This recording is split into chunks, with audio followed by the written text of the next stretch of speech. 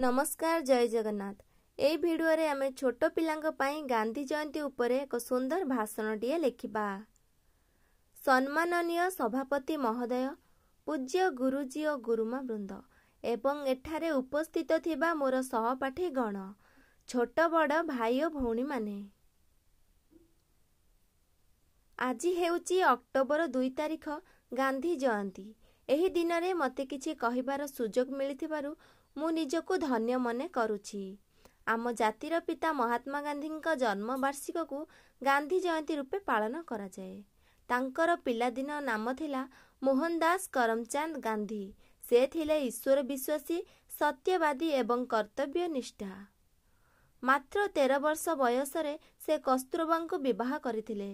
महात्मा गांधी को बापूजी, गांधीजी एवं जातिर पिता बोली मध्य संबोधन करा जाए।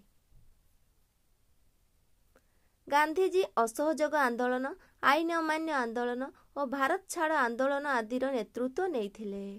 दुर्भाग्यवशतः 1948 मसीहा जनवरी 30 तारिख रे गांधीजींका देहांत होइथिला।